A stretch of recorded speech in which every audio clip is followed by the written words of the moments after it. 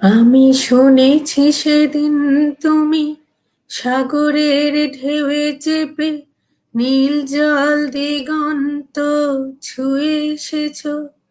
আমি শুনেছি সেদিন তুমি নোনা বালি তীর ধরে বহুদূর বহুদূর হেঁটে এসেছো। আমি কখনো যাইনি জলে, কখনো ভাসিনি নীলে, কখনো রাখিনি চোখ ডানা মেলা গান চিলে। আবার যেদিন তুমি সমুদ্র স্নানে যাবে, আমাকেও সাথে নিও। নিবে তো আমায়, বলো নিবে তো আমায়। আমি শুনেছি সেদিন নাকি তুমি মিলে তোমরা সদল বলে সভা করেছিলে। আর সেদিন তোমরা নাকি অনেক জটিল ধাঁধা না বলা অনেক কথা কথা তুলেছিলে। কেন শুধু ছুটে ছুটে চলা, একে একে কথা বলা, নিজের জন্যে বাঁচা, নিজেকে নিয়ে যদি ভালোবাসা নাই থাকে, শুধু একা একা লাগে। কোথায় শান্তি পাবো, কোথায় গিয়ে, বলো কোথায় গিয়ে। আসসালামু আলাইকুম আমার প্রিয় চতুর্থ শ্রেণীর শিক্ষার্থীবৃন্দ, আমার শ্রদ্ধেয় শিক্ষক বৃন্দ, অভিভাবক বৃন্দ এবং যে যেখানে আজকে আমার এই ক্লাস দেখছেন তাদের সবাইকে জানাই নোয়াখালী সদর অনলাইন প্রাইমারি স্কুলের পক্ষ থেকে অনেক অনেক শুভেচ্ছা ও স্বাগতম। আমার প্রিয় শিক্ষার্থী, কেমন আছো সবাই? নিশ্চয়ই সবাই খুব ভালো আছো, ঘরে আছো এবং নিরাপদে আছো। আলহামদুলিল্লাহ, আমিও আল্লাহর রহমতে অনেক ভালো আছি। প্রিয় শিক্ষার্থী, আমি তোমাদের সাথে আছি তাসলিমা আলম, সহকারী শিক্ষক, মাসকাটাদিঘি সরকারি প্রাথমিক বিদ্যালয়, পবা, রাজশাহী থেকে। প্রিয় শিক্ষার্থী, তোমাদের আজকে আমি তোমাদের সামনে তোমাদের প্রাথমিক গণিত বই নিয়ে হাজির হয়ে পড়েছি। তো তোমরা দেরি না করে তোমাদের প্রাথমিক গণিত বই, খাতা এবং পেন নিয়ে হাজির হয়ে পড়ো। আশা করছি শেষ পর্যন্ত তোমরা আমার সাথেই থাকবে। প্রিয় শিক্ষার্থী, তোমাদের তো পড়া প্রায় শেষের দিকে।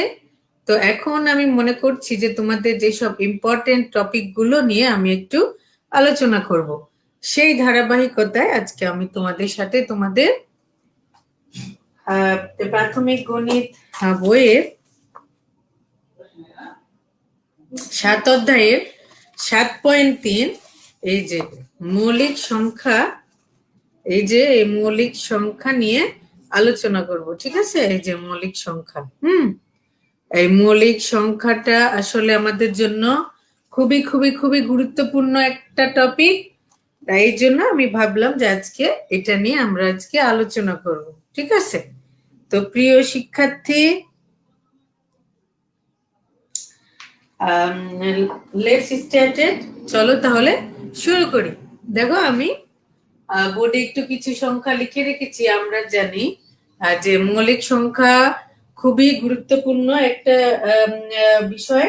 যে মৌলিক সংখ্যা হচ্ছে সেই সংখ্যা যেই সংখ্যার এক এবং ওই সংখ্যা ব্যতীত আর কোনো কি নেই, আর কোনো গুণনীয়ক নেই। তাহলে মৌলিক সংখ্যা হচ্ছে সেই সংখ্যা যেই সংখ্যার এক এবং ওই সংখ্যা ব্যতীত আর কোনো গুণনীয়ক নেই। তো দেখো, তাহলে দেখো আমি এখানে দুই এর তাহলে গুণনীয়ক কি হবে বলতো? 2 এর গুণনীয়ক, তাহলে 2 1 2, আর তো যাবে না, 1 এবং 2। 3 এর গুণনীয়ক কি হবে? দেখো, 3 এর গুণনীয়ক হবে 1, 3 1 3, 3 কে আর ভাঙা যায় না, তাই না? 5 এর গুণনীয়ক কি হবে? দেখো, 1 এবং 5। এইভাবে যদি আমি আরো করি, 7 এরও 1 এবং 7। তো প্রিয় শিক্ষার্থী, মৌলিক সংখ্যা হচ্ছে, তাহলে সেই সংখ্যা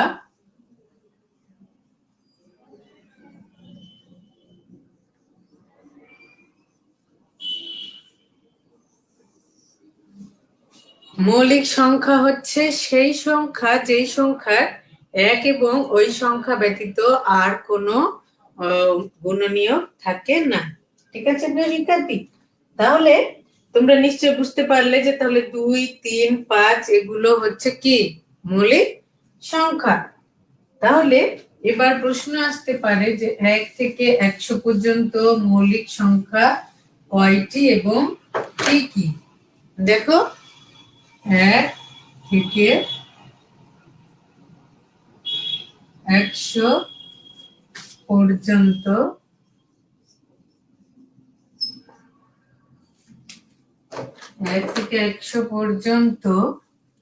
মৌলিক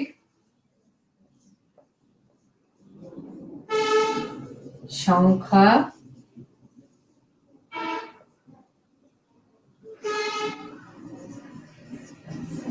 কয়টি? না, 1 থেকে 100 পর্যন্ত মৌলিক সংখ্যা কয়টি?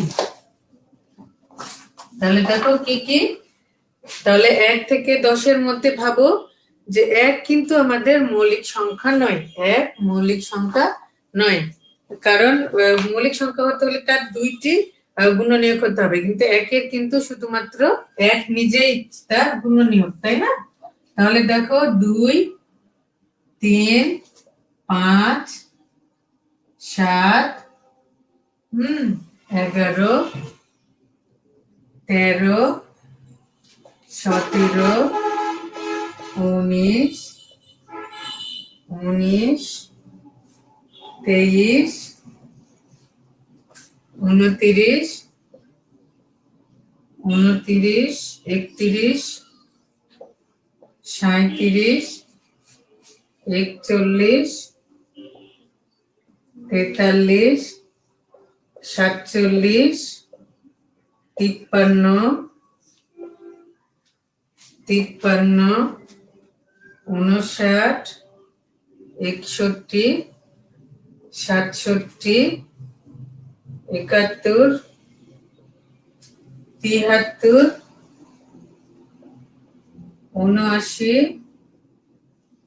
83, 89 এবং 97। 89 এবং 97, 89 এবং 97, তাই না? তো প্রিয় শিক্ষার্থী, তাহলে দেখো 1 থেকে 100 পর্যন্ত, 1 থেকে 100 পর্যন্ত মৌলিক সংখ্যা। তাহলে 1 থেকে 100 পর্যন্ত মৌলিক সংখ্যা দেখো, 1 থেকে 10-এর মধ্যে মৌলিক সংখ্যা এই চারটি। কি কি? 2, 3, 5 এবং 7। 2, 3, 5 এবং 7। আর কি? 11 থেকে 20 পর্যন্ত 4টি, 11, 13, 17 এবং 19। 11, 13, 17 এবং 19। এবার 23, 29, 31, 37, 41, 47, হ্যাঁ, তারপরে হচ্ছে 53, তারপরে 59, 61, 67, 71, 73, 79, 83, 89 এবং 97।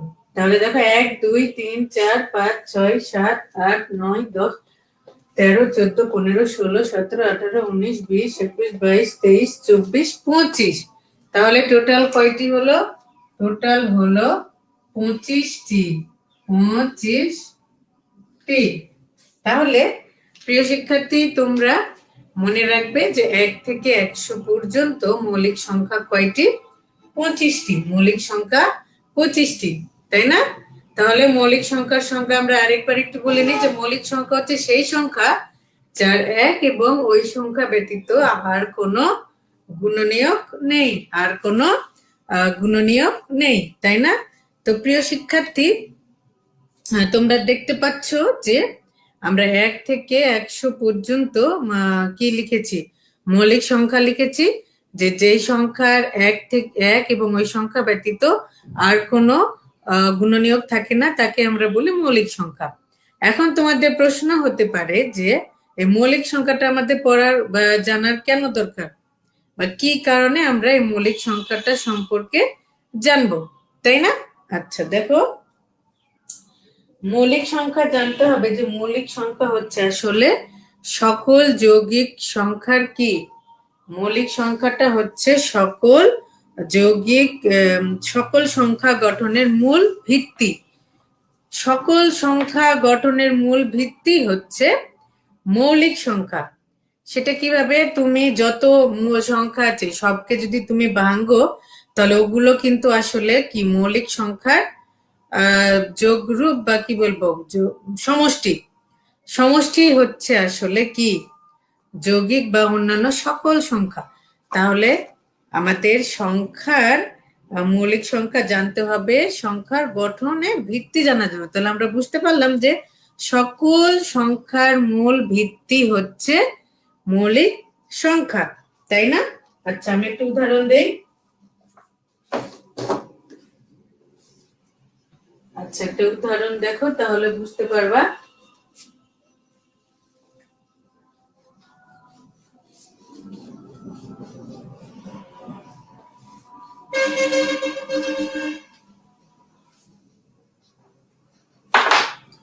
আচ্ছা দেখো যে আমি যেটা বললাম যে সকল কি সকল সংখ্যার মূল ভিত্তি হচ্ছে মৌলিক সংখ্যা,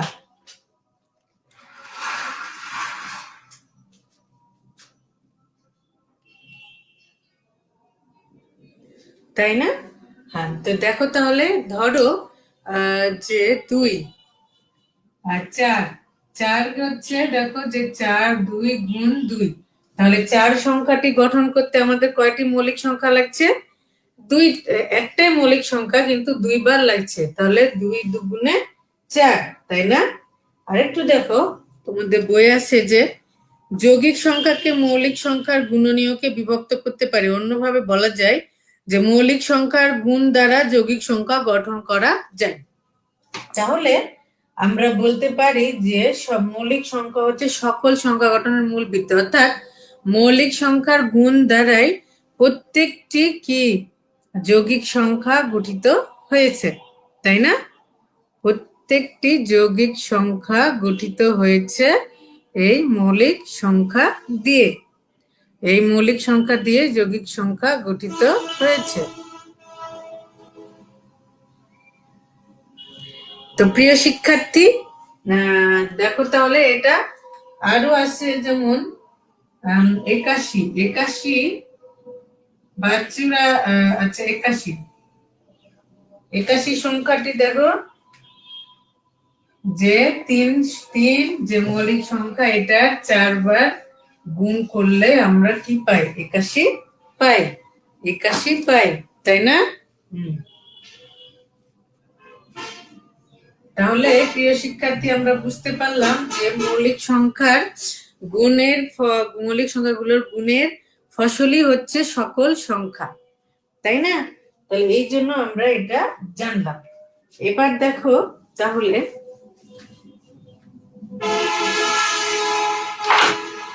হ্যাঁ তাহলে দেখো যে যৌগিক সংখ্যা তৈরির জন্য খালি ঘরে 2 3 ও 5 বসাও। তাহলে এইভাবে এই এই যৌগিক সংখ্যাগুলো মৌলিক এই সংখ্যার গুণের মাধ্যমে তৈরি হয়েছে, তাই না? আরেকটা দেখো যে 42, 42 কি 42 কে আমরা প্রথমে 2 14 দুগুণে 42, 14 7 দুগুণে 14, দেখো 7 2 2 এগুলোকে গুণ করলে আমরা 42 সংখ্যাটি পাই। তাহলে আমরা কি বুঝলাম যে যৌগিক সংখ্যাগুলো মৌলিক সংখ্যার গুণের মাধ্যমে তৈরি হয়। তাহলে যৌগিক সংখ্যাগুলো মৌলিক সংখ্যা গুণের মাধ্যমে তৈরি হয়, তাই না? এবার তাহলে দেখো যে যৌগিক সংখ্যা তৈরির জন্য খালি ঘরে 2 3 5 এবং বসাও। তাহলে দেখো 1 নম্বর আমি দিচ্ছি যে 6, 6 সমান ফাঁকা ঘর গুণ ফাঁকা ঘর। তোমরা বলো তো এই ঘরে কি কি বসবে, কোন কোন মৌলিক সংখ্যা বসবে একটু ভাবো। 18, 18 তাহলে ফাঁকা ঘর গুণ ফাঁকা ঘর গুণ ফাঁকা ঘর। গুণ ফাঁকা ঘর 30 30 তাহলে ফাঁকা ঘর গুণ ফাঁকা ঘর গুণ ফাঁকা ঘর। তো প্রিয় শিক্ষার্থী এবার বলো তো তাহলে যে আমরা তাহলে এইগুলোর মাধ্যমে বুঝতে পারবো যে আসলে যে মৌলিক সংখ্যাগুলো যৌগিক সংখ্যার কি যৌগিক সংখ্যাগুলো মৌলিক সংখ্যার গুণের ফসল, সেটা আমরা বুঝতে পারবো। দেখো এখানে 2, 3 এবং 5 বসাতে বলেছে, তাই না? যে 2, 3 অথবা 5 আমাদের বসাতে হবে। তাহলে দেখো 6, তাহলে 3 দুগুণে 6, তাহলে আমাদের এখানে কি বসছে 2 গুণ 3 18, 9 দুগুণে 18, কিন্তু 9 আবার মৌলিক সংখ্যা না, তাহলে 3 3 9, তাহলে আমরা কি পাচ্ছি 2 গুণ 3 গুণ 3, 3 দুগুণে 6, 3 6 18, 3 দুগুণে 6, 3 6 18। এবার আসো 30, 30 কি 3 10 30, তাহলে এবার 10, 5 দুগুণে 10, তাহলে 2 গুণ 3 গুণ 5, 3 দুগুণে 6, 5 6 30, 5 6 30। তাহলে প্রিয় শিক্ষার্থী তোমরা নিশ্চয় বুঝতে পারলে যে এই যৌগিক সংখ্যাগুলো এসেছে কিভাবে মৌলিক সংখ্যার গুণের মাধ্যমে, তাই না? তাহলে প্রিয় শিক্ষার্থী তোমরা নিশ্চয় বুঝতে পারছো যে মৌলিক সংখ্যা আমাদের জানার কেন দরকার। আচ্ছা, এবার আসো তাহলে মৌলিক সংখ্যা 2 3 এবং 5 এর বিভাজ্যতা অনুমান করার চেষ্টা করি। এটা আমরা আগামী ক্লাসে পড়ব। এবার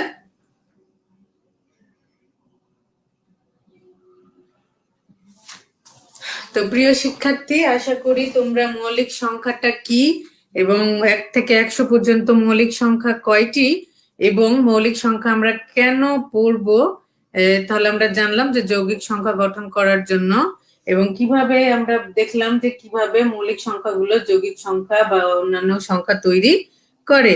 তো প্রিয় শিক্ষার্থী, এবার তোমরা বাড়ির কাজটা নিয়ে ফেলো। ঠিক আছে, বাড়ির কাজটা নিয়ে ফেলো।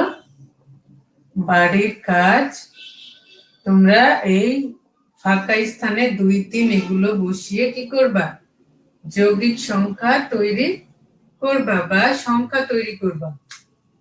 আমি এখানে দেখিয়ে দিলাম, তোমরা সেইভাবে তৈরি করবা। ঠিক আছে, দেখো 1 নম্বর যে হ্যাঁ ফাঁকা সমান কত হবে, এই এমন 3টা তৈরি করবা যে কি দিয়ে কি কি বসিয়ে 2 3 এবং 5 এই 3টি মৌলিক সংখ্যা এখানে বসিয়ে 3টি তুমি যৌগিক সংখ্যা তৈরি করবে। এটা হচ্ছে তোমাদের বাড়ির কাজ। তো প্রিয় শিক্ষার্থী, আশা করি তোমরা অবশ্যই বাড়ির কাজটা করবে এবং আমার মেসেঞ্জারে পাঠিয়ে দিবে। তো আজকে এই পর্যন্তই। সবাই অনেক অনেক অনেক ভালো থেকো, সুস্থ থেকো এবং নিরাপদে থেকো এবং অবশ্যই স্বাস্থ্যবিধি মেনে চলো। সবাইকে আবারও অনেক ধন্যবাদ জানিয়ে আজকে আমার ক্লাস শেষ করছি। দেখা হবে আল্লাহ বাঁচিয়ে রাখলে নেক্সট ক্লাসে। সবাইকে অনেক অনেক ধন্যবাদ। আল্লাহ হাফেজ। আসসালামু আলাইকুম।